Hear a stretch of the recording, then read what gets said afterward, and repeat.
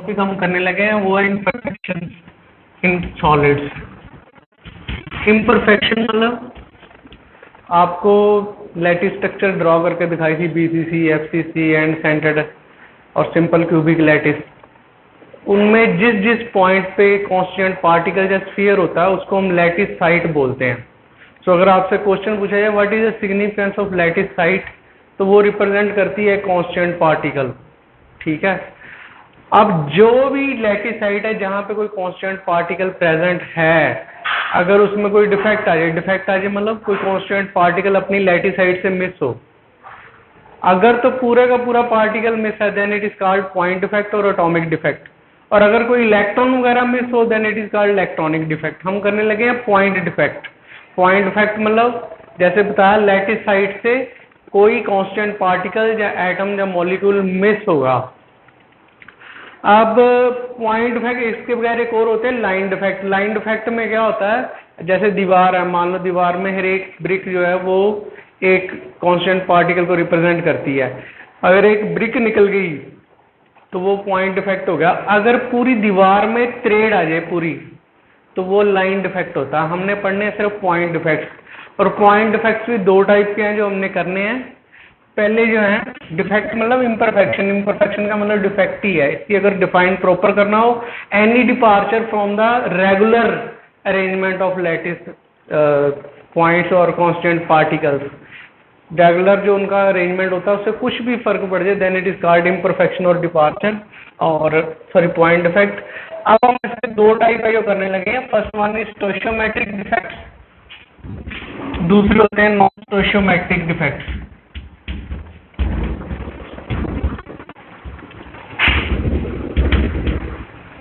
इनका क्या मतलब है जी?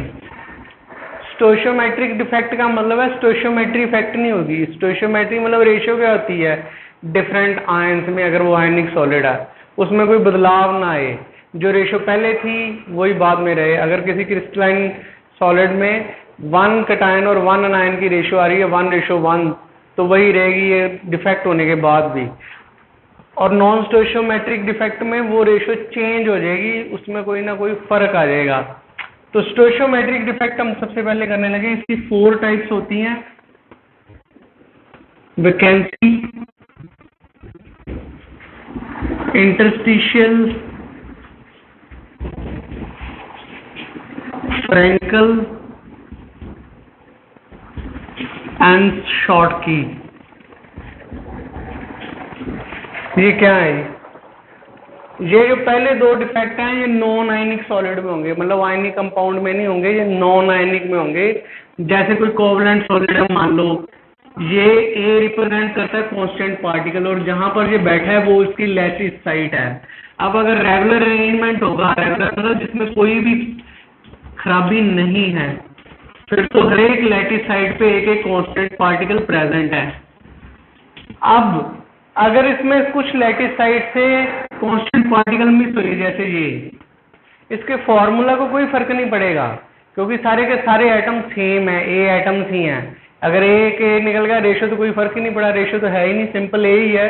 पहले भी यही था फॉर्मूला, अब भी ए ही रहेगा। This is vacancy defect. Vacancy के कारण डेंसिटी कम हो जाती है, इसकी डेंसिटी जो है वो कम हो जाएगी। दूसरा जो डिफेक्ट है इंटरस्टिशियल डिफेक्ट। इंटरस्टिशियल डिफेक्ट में सेम मान लो कोई ये सॉलिड है जिसमें ये कांस्टेंट पार्टिकल है,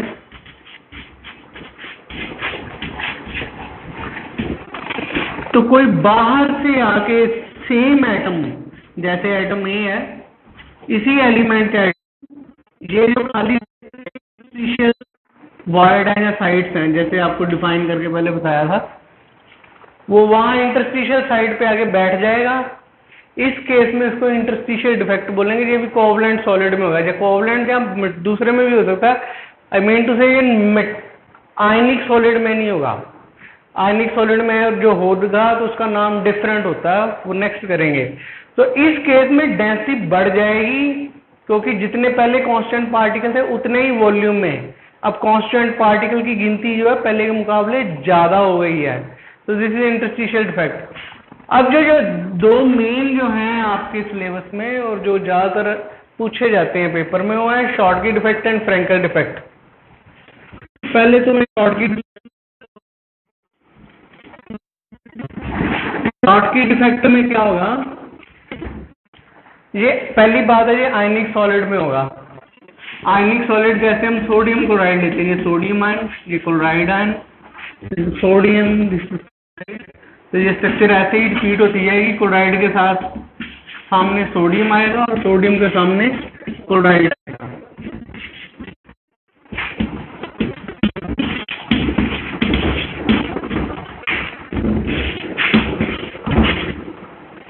अब शॉर्टकी डिफेक्ट में क्या होगा, equal number of cations and anions are missing from their लैटिसाइड।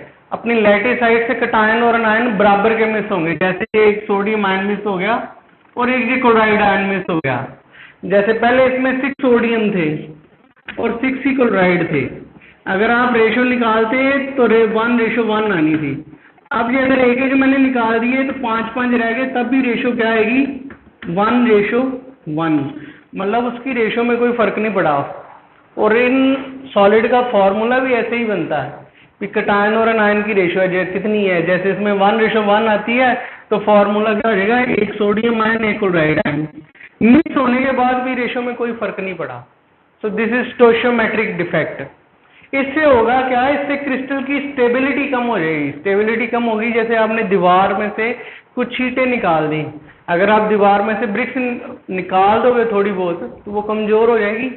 तो इसका क्या इफेक्ट होता है, एक तो इसकी क्रिस्टल की स्टेबिलिटी कम हो जाती है, दूसरा इसकी इलेक्ट्रिकल कंडक्टिविटी बढ़ जाती है। सॉलिड इलेक्ट्रिकल कंडक्टिव नहीं होते क्योंकि ये मूव नहीं कर सकते आयन।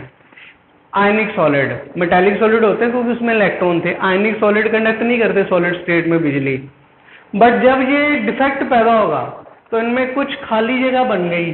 अब ये यहाँ पर क्या हो सकता है, यहाँ से कहीं और आयन मूव कर सकता है, ऐसे ही आयन जंप करके जा सकता है। मतलब थोड़ी बहुत मूवमेंट पॉसिबल हो जाएगी, इसका मतलब अगर आयन मूव करेंगे तो इलेक्ट्रिकल कंडक्टिविटी बढ़ जाएगी, क्रिस्टल की स्टेबिलिटी कम हो जाएगी, इलेक्ट्रिकल कंडक्टिविटी जो है वो बढ़ जाएगी और क्रिस्टल की डेंसिटी कम हो जाएगी। डेंसिटी क्यों कम होगी, ये लेंथ ब्रेड्थ हाइट तो उतनी रही ना, मतलब वॉल्यूम सेम रहा पर मास कम हो गया क्योंकि आयन निकल गए हैं इसमें से। मास कम हो गया, वॉल्यूम उतना ही रहा, तो डेंसिटी क्या हो जाएगी, डिक्रीज हो जाएगी। तो शॉर्टकी डिफेक्ट में डेंसिटी जो है वो कम हो जाती है। और ये कौन से सॉलिड ये शो करते हैं, ये वो वाले सॉलिड शो करते हैं जिनका कोऑर्डिनेशन नंबर हाई होगा। कोऑर्डिनेशन नंबर हाई होगा, एक पॉइंट याद रखना, कोऑर्डिनेशन नंबर हाई होगा और जो कटायन और अनायन के साइज में डिफरेंस कम होगा शॉर्टकी डिफेक्ट में। सो ये था शॉर्टकी डिफेक्ट। इसमें ये आयनिक सॉलिड में, ऐसा डिफेक्ट मैंने दूसरे में भी बताया है बट वो आयनिक सॉलिड नहीं था, उसमें हम इसको वैकेंसी डिफेक्ट बोलते थे और उसमें भी फॉर्मूला पे कोई इफेक्ट नहीं पड़ता। और ये अगर आयनिक सॉलिड में हो गया then it is Schottky, Schottky भी बोल सकते हैं। अब नेक्स्ट हम करने लगे हैं, that is Frenkel defect. Frenkel defect क्या होता है जी, देखिए फ्रैंकल डिफेक्ट में ये भी आयनिक सॉलिड में ही होगा। जैसे कोई A positive B negative, A positive B negative, B negative A positive, B negative then A positive, A positive B negative, A positive B negative.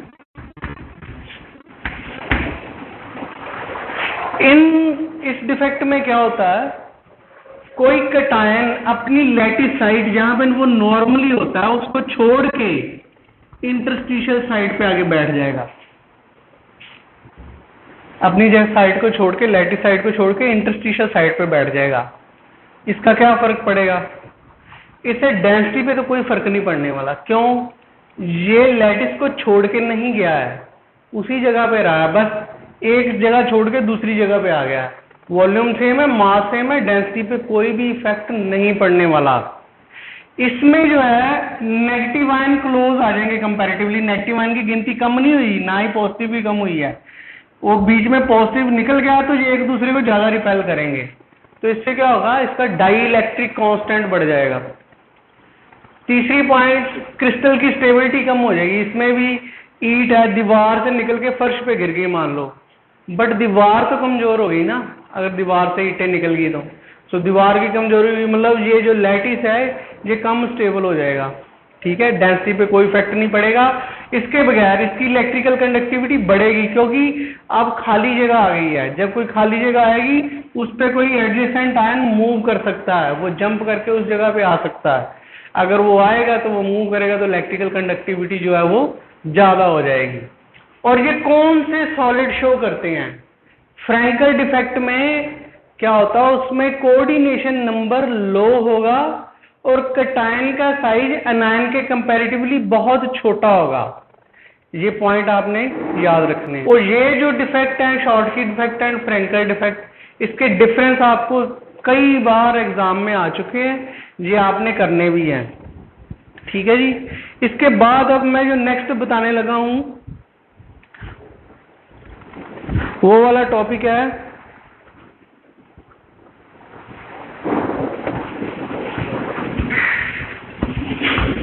Non स्टोइशियोमेट्रिक defect.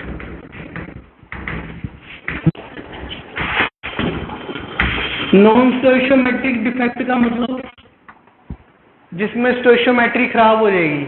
अगर आयंस है तो रेशो पहले जितनी नहीं रहेगी। ठीक है, ये भी दो टाइप के होते हैं, metal deficiency and metal access defect.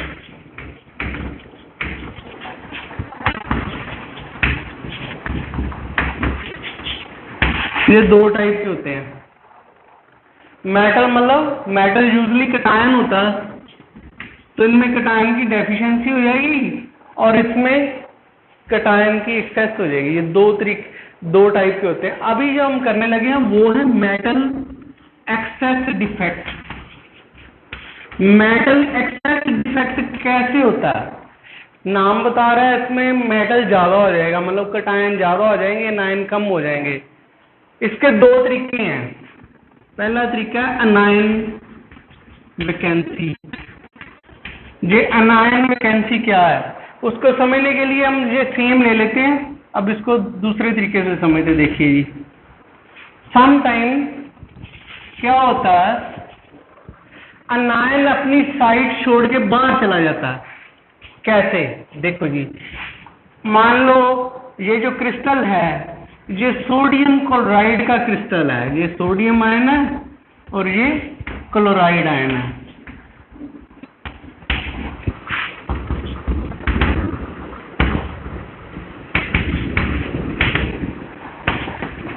अब जब इसको आप सोडियम वेपर की प्रेजेंस में हीट करते हो, मतलब नमक है, ये नमक को सोडियम के वेपर्स की प्रेजेंस में हीट करते हो, तो जो सोडियम के वेपर्स हैं वो भी हीट करने में आयोनाइज हो जाएंगे, मतलब वो इलेक्ट्रॉन छोड़ देंगे और सोडियम आयन में कन्वर्ट हो जाएंगे। और ये जो सोडियम आयन बनेगा, इसके साथ रिएक्शन करने के लिए ये जो क्लोराइड आयन है अपनी लैटिस साइड छोड़ के उसके साथ रिएक्ट कर जाएंगे जो हवा में था सोडियम, और सोडियम क्लोराइड बना देंगे। अब जहां से क्लोराइड आयन निकल गया वो जगह खाली हो गई और वहां पे आके इलेक्ट्रॉन बैठ जाएगा जो सोडियम ने छोड़ा था। तो सोडियम वेपर को जब आपने हीट किया तो वो आयोनाइज हो गए, उन्होंने इलेक्ट्रॉन इमिट किए, और सोडियम आयन जो बने उसके साथ रिएक्शन करने के लिए अपनी लैटिस साइड से नेगेटिव आयन जैसे क्लोराइड है वो निकल के बाहर चला गया, वहां वैकेंसी क्रिएट होगी। और पर अब अगर क्लोराइड बाहर चला जाएगा तो नेगेटिव चार्ज तो कम हो जाएगा। उस नेगेटिव चार्ज को बैलेंस करने के लिए जो बाहर सोडियम से इलेक्ट्रॉन निकला था वो उसकी लैटिस साइड पे आगे जहां बैठ जाएगा, जिसके कारण चार्ज बैलेंस रहेगा, जितना पॉजिटिव उतना नेगेटिव है। बट क्लोराइड आयन की कमी होगी तो क्या होगी, अनायन वैकेंसी। अनायन ने अपनी जगह छोड़ दी, खाली कर दी। ये वाली जो जगह होती है जहां पे अनायन अपनी जगह छोड़ जाते हैं और उसकी जगह आगे इलेक्ट्रॉन बैठ जाता है, that space is called as center. ये फेज सेंटर नहीं है, ये कैपिटल एफ में लिखा है। कैपिटल एफ मीन फारबे, मतलब कलर प्रोड्यूसिंग, जर्मन वर्ड है ये। इसका मतलब कलर प्रोड्यूसिंग, मतलब जैसे सोडियम क्लोराइड व्हाइट होता है, पर जब उसको आप सोडियम वेपर की प्रेजेंस में हीट करोगे तो वो येलो हो जाता है। ये क्वेश्चन पूछते हैं वो क्यों येलो हो जाता है जब उसको सोडियम की प्रेजेंस में हीट करते हैं, क्योंकि क्लोराइड आयन जब बाहर चले गए इलेक्ट्रॉन बैठ गए आगे। इलेक्ट्रॉन, ये जो इलेक्ट्रॉन है जब आप इसको हीट करते हो तो ये एनर्जी गेन करते हैं और एक्साइटेड स्टेट में चले जाते हैं और उस एनर्जी को फिर इमीडिएटली छोड़ देते हैं ग्राउंड स्टेट में आने के लिए, और जो एनर्जी वो छोड़ेंगे वो येलो कलर की आती है, इसलिए इस क्रिस्टल का कलर येलो हो जाएगा सोडियम की प्रेजेंस में। ऐसे ही अगर पोटाशियम की प्रेजेंस में पोटाशियम क्लोराइड को गर्म करोगे तो उसका भी कलर आएगा, जहां तक मुझे याद है वो वायलेट था, आप बुक में से चेक कर सकते हो। ऐसे लिथियम की प्रेजेंस में लिथियम क्लोराइड को गर्म करोगे उसका भी कलर चेंज हो जाएगा ड्यू टू दिस। और ये एफ सेंटर है। एफ सेंटर क्या है? वो आयन वैकेंसी जहां पे इलेक्ट्रॉन ट्रैप हो गया है, that space is called F centre. तो ये एक तरीका है जिससे कटायन बढ़ गया। अब आप फॉर्मूला देखो, इसमें 6 सोडियम आयन है और क्लोराइड कितने रह गए? 5। तो कटायन बढ़ गए ना पहले तो 6 सोडियम और 6 क्लोराइड थे, और स्टोइशियोमेट्री खराब होगी। अब 1:1 नहीं आएगी, ये इसमें डिफरेंट आएगी रेशियो, जो 1.2 बन जाना इस केस में। तो ये है नॉन स्टोइशियोमेट्रिक डिफेक्ट, जिसमें मेटल एक्सेस है, मतलब कटायन एक्सेस में है। किस तरीके से बना है? अनायन वैकेंसी से बना है। दूसरा तरीका जिससे मेटल एक्सेस डिफेक्ट हो सकता है वो है presence of extra cation. Extra cation कैसे आ सकता है? एक्स्ट्रा कटायन, इसके लिए हम एग्जांपल लेते हैं जिंक ऑक्साइड की। इन्होंने बुक में जो एग्जांपल आपकी दी है, I think that is of zinc oxide. अगर जिंक ऑक्साइड कोई भी ले सकते हो, नॉट नेसेसरी कि आपने वही लेनी है। जैसे ये जिंक आयन, ये ऑक्साइड आयन, ये जिंक आयन, ये oxide ion, this is oxide, this is zinc oxide, zinc, इसमें zinc oxide, zinc and oxide ion, ये अपनी अपनी लैटिस साइड पे बैठे हुए हैं।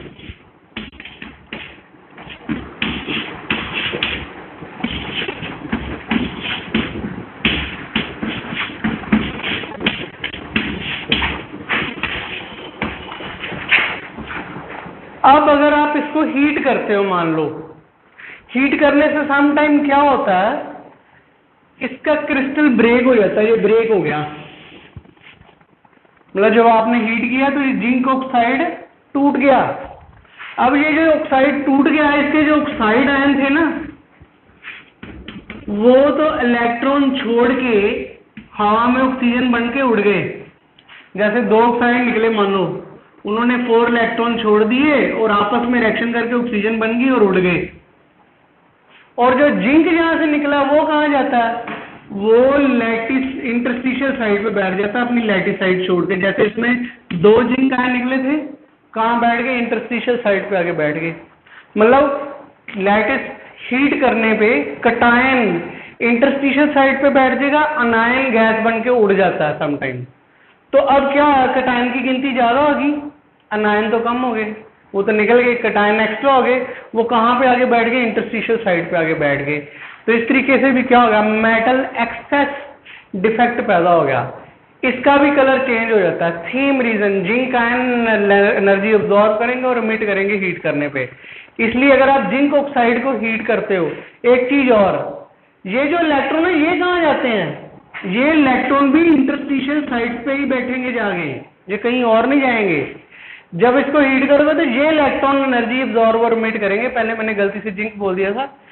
इलेक्ट्रॉन जो इंटरस्टिशियल साइड पे आके बैठेंगे वो इलेक्ट्रॉन एनर्जी एब्सॉर्ब करेंगे और जब ग्राउंड स्टेट में आएंगे तो इमिट करेंगे। कौन सी एनर्जी एब्सॉर्ब करेंगे? जब आप हीट करोगे तो लैटिस टूटेगा, इलेक्ट्रॉन इंटरस्टिशियल साइड पे आ जाएंगे, जो आपने हीट की उस एनर्जी को थोड़ी सी एब्सॉर्ब करेंगे, बाद में ग्राउंड स्टेट में आएंगे तो छोड़ेंगे, तो उसका कलर चेंज हो जाएगा।